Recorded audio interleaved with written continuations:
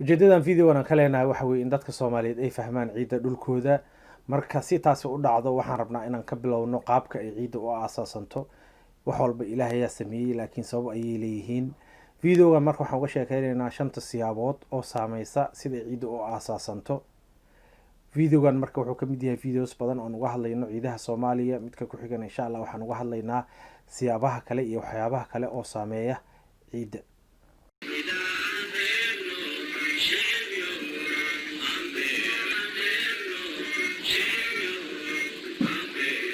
السلام عليكم كسر هذا فيديو كلا إذن ديارسي فام سوماليا ونقول تلاقلني بيرليدة يدك سوماليا إني كيف إيديستان مجري جو علي باشي فضلا هداك عصبتاي كنال كان سبسكرايب ده بيل كان تابو سي فيديو كاستان سوقلي إنه أي سكور دافين ونقول بي لنا وذاك ولا الله كلا سوماليات وف سوماليا كوهلا سيدات بدن وقف إيديستان كسر هذا 10 كلا بعض من ربنا إن أوجه هذا النوع عيد الصومالية هل هيسكنوا بيرليها النقن أظن بران عيد taas waxay ku tusaysaa muhiimadeeda. Fiidiyoga waxaan uga hadlaynaa qaabka ciidda u samaysmaan. Waxa laga yaabaa inaad isweydiisid laakiin maxaa faa'iido ah ama aan uga baahanay inaan ogaado sida ciidda ku asaasanto.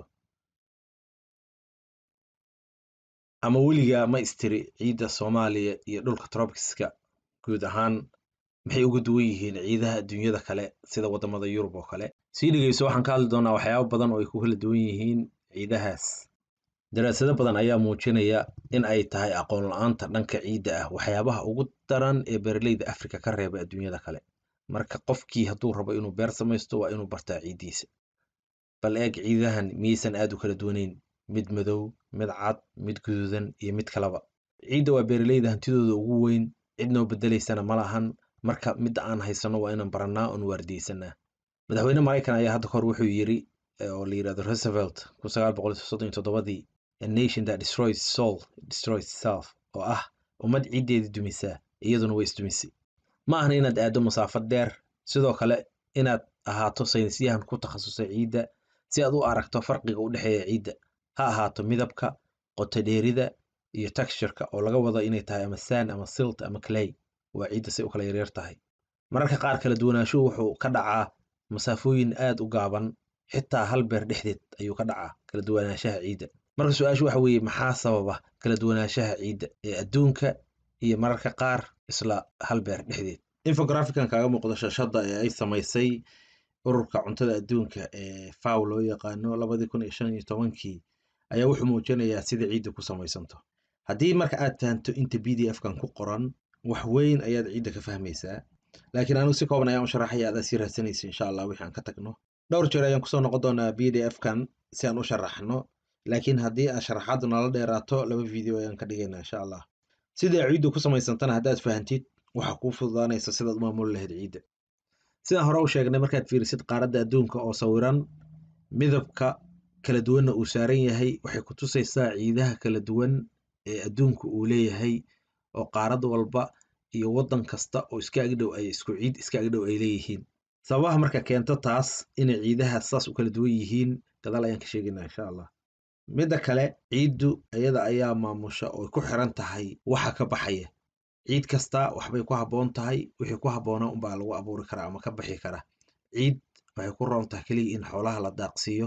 ciid waxay ku habboon tahay in cuntooyinka waaweyn oo la cuno laga soo saaro. ciid waxay ku habboon tahay in geedo kaliya loo daayo. marka ciid walba qaabka ay ku habboon tahay baa loo isticmaalaa. haddii kale oo qaab kale loo isticmaalo shaqo badan iyo qarash badan iyo hawl badan ayaa ku baxaysa ciidiina in ku halowda ay u badan tahay. sidoo kale ciiddu waxay martaa geedi socod dheer oo adag sidaan hore usoo sheegnay.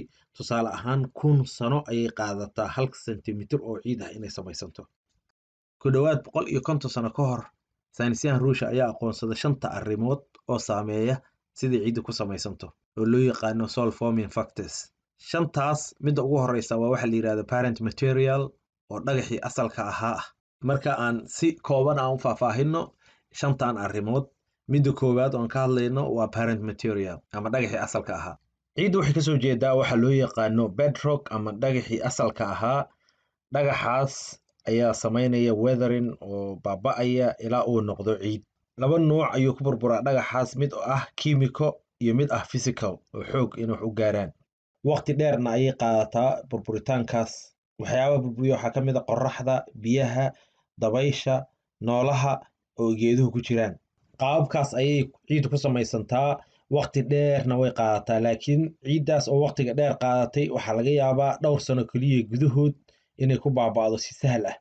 Marka dhagaxii asalka ahaa qaabab kala duwan iyo siyaabo kala duwan ayuu u saameeyaa ciiddii, sidii inuu saameeyo structurekeeda ama qaabkay u samaysan tahay, midabkeeda, textureskeeda, inay tahay sand ama silt ama clay, ciiddu say u yaryar tahay, iyo nafaqada ku jiri karta ciiddoo kale wuu saameeyaa, iyo inay biyuhu galaan oy ku cararaan sida ciidda bacaadka kale markay noqoto, iyo inay biyuhu dhex fadhiistaan.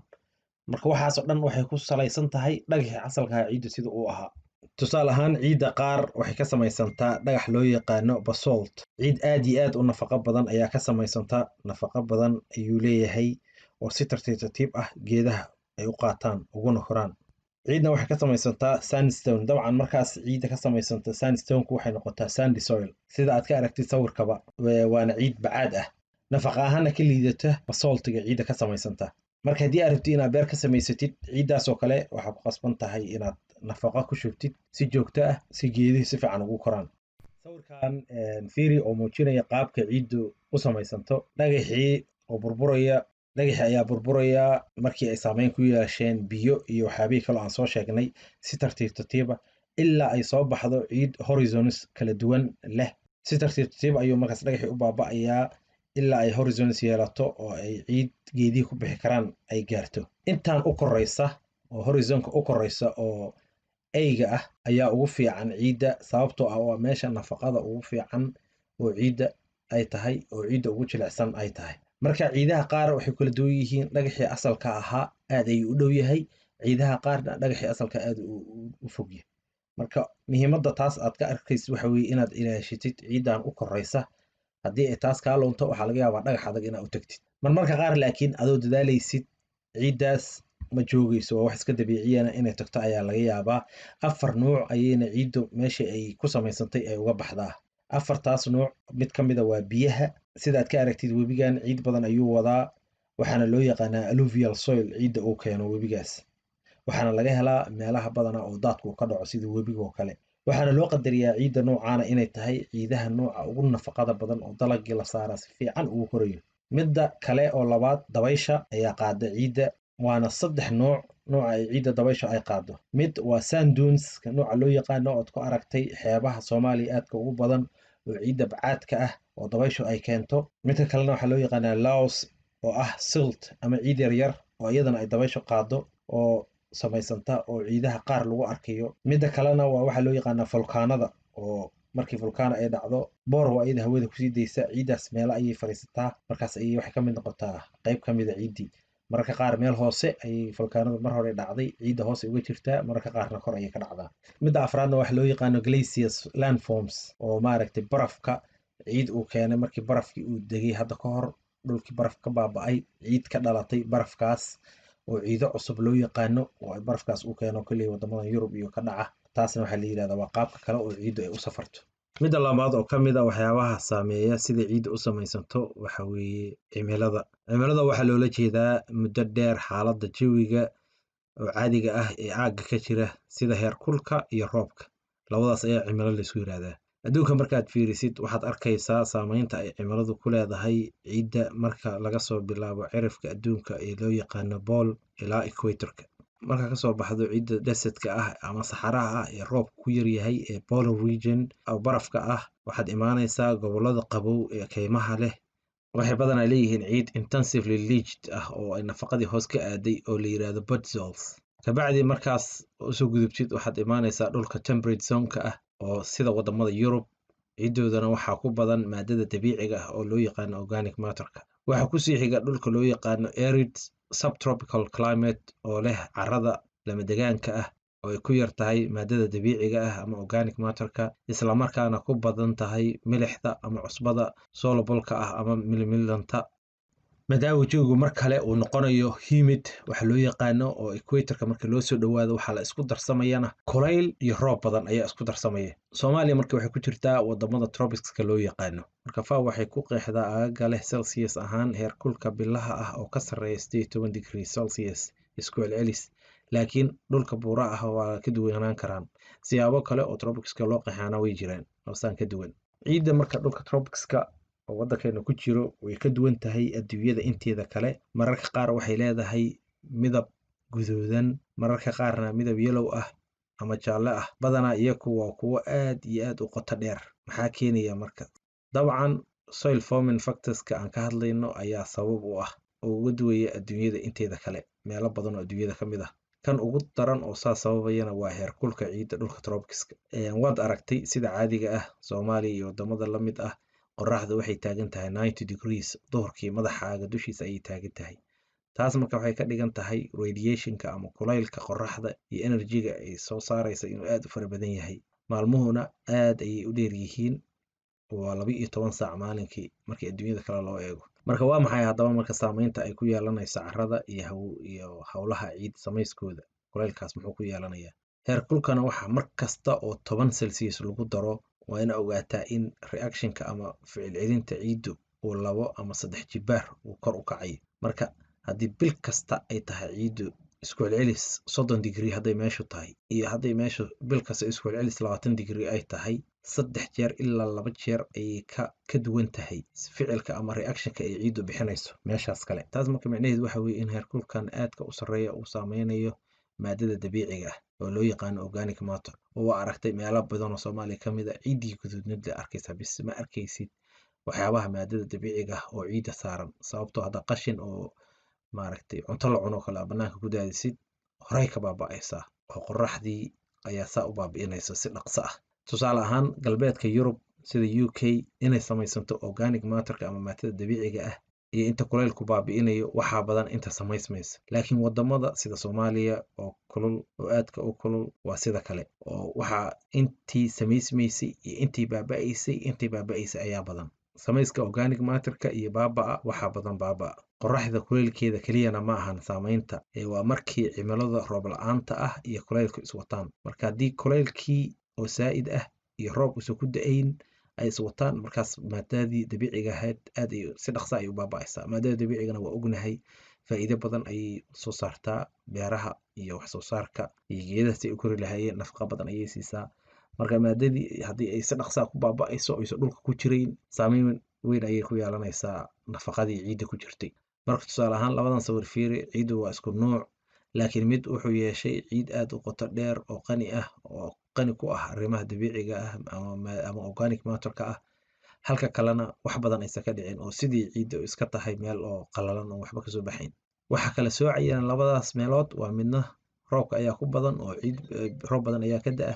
Marka xaaladaha qoyaanka ah oo roobka saa'idka uu ku da'ayo meesha waxaa imaanaysa oo saameynta ay ku yeelan kartaa ciidda samayskeeda waxa weeye inay nafaqadii oo dhan hoos u dirto oo hoos ay aado oo acidna ay ka dhigto waxa loo yaqaano oo pH-ka uu hoos aado. Marka haddii uu yahay dhulku dhul aad u qalalan oo roobku ku yar yahay, waxaa dhacaysa inay cusbadii ay ku badato ciiddii sida meelo badan oo Soomaaliya ka mid ah cusbadu ay ku badanto. Insha Allah aan uga sheekay doono ciidaha Soomaaliya markaan gooni uga sheekay doono aan uga hadli doono. Heerkulku wuxuu kaloo saameeyaa midabka weliba markii roobkuna uu yar yahay qorraxduna ay kulushahay. Waxaa arkaysaa in ciiddu ay noqoto ciid casaan ah ama guduudan oo maadada hematite-ka la yiraahdo oo iron-ka ay ku badan tahay. Sida hore u sheegnay marka xaqiiqada waxa weeye in ciidaas ay ku liidato maadada dabiiciga ah. Marka maadada dabiiciga ay ku liidato waxa soo baxaya midabkan hematite-ka la yiraahdo oo iron-ka ah ayaa kasoo muuqanaya ciiddii oo guduudkaas saas ayuu noqonaysaa. Maadadaas oo iron-ka ayaa aad ugu badan. Midda saddexaad oo saameysa ciiddana waa organism ama nooleyaasha ku nool dhulka. Nooleyaasha dhulka waxaa ka mid ah termites-ka ama aboorka. Waa aragtay wuxuu sameeyaa buuro waaweyn. Ciidda wuxuu aruuriyaa nooca loo yaqaano kaleyga. Buuro ayuu sameeyaa. Dhulkaas uu buuraha uu iska sameeyo nafaqo badan ayaa ku jirta. Wadamo badan xataa waxay isku dayaan inay meeshaas uu aboorku uu ciidda dhigay oo tirada badan leh inay nafaqo ka samaystaan. Sawirada hadda fiiriso waxaa arkaysaa meelaha oo termite-ka uu buuraha yaryar ka samaystay inay geeduhu ka baxayaan si fiican sababtoo ah nafaqada ayaa ku badan. Waa meelaha ay ka dhistaan guryahooda. Koley dabcan bini'aadamkuna saameyn weyn ayuu ku yeeshaa inuu ciidda nafaqadii ka saaro, inuu ciiddi bedelo, inuu ciidda kiimikadeeda u bedelo ama cusbada ku badiyo. Marka saameyn weyn ayuu bini'aadamkuna ku yeeshaa ciidda iyo siday u samaysanto. Midka afraad waxa weeye waa waqtiga wuxuu ka mid yahay waxyaabaha saameeya samayska ciidda. Waqti dheer ayay qaadataa sidii ciidda u samaysanto. Sida hore u sheegnay, ciidda way kala da'weyn yihiin oo mid waa anagii sheegnay inay biyo keeni karaan ama inay tahay ciid aad u da'weyn. Markay ciiddu ay sii cimri dheeraataba waxaa isbedelaya nafaqadeedii ama mineralskeedii ayaa isbedel ku imaanaya oo inta nuuc iska bedelo ayuu nuuc ahaan kala noqonaya. Tusaale ahaan waxaa dhacaysa marmarka qaar in ciiddii kaleyga ahayd oo yaryarka ahayd ay hoos u aado ciiddii profilekeeda, korna ay ku harto ciidaha nooca kale ah. Marka waqtigii saameyn weyn ayuu ku yeelanaya inta ay jirto ciiddaas. Midda shanaad ee soil forming factorska waa topography. Topography-ga marka saameyn weyn ayay ku yeelan kartaa ciidda siday u samaysanto meeshaas. Tusaale ahaan waxaa arkaysaa ciiddu markay ciid siman tahay waxay yeelanaysaa si toosa ay biyuhu u wadagelayaan meeshaas marka roob ku da'o oo kale. Marka si isla siman ayay ciiddu u samaysmaysaa. Laakiin haddii ay tahay meel slope ah ama ciid saa usoo foorarta oo buur ah markii ay tahay, waxaa dhacaysa mar kasta oo roob u da'o inay ciiddii ay hoos soo aado oo ay biyihii soo raacdo. Taas marka waxay keenaysaa inay keento erosion wax la yiraahdo oo ay soo daadato ciiddii oo sababaysa in ay yeelato ciid aan fogeyn. Marka dhulkaas oo saa usoo foorara oo biyuhu ku da'aan, markaa qodid dhagaxii adka ayaa hore ugu tegaysaa sababtoo ah biyuhu waqti badan ayay saa ugu gudbayeen. Laakiin meelaha oo balatowga ah ama valleys-ka ah waa ka duwan yihiin ciidda. Marka sida aad sawirada ka aragtid, shantan nooc ama valley ama hill ama mountain ama plateau ama plain waa dhul kala duwan. Marka meel kasta ciidda nooca aad ka helaysid waa kala duwan yihiin. oo sida aan sheegnaba hillka waxaa dhacaysa in biyihii markay saa usoo daataan ay ciiddii hoos usoo wadaan.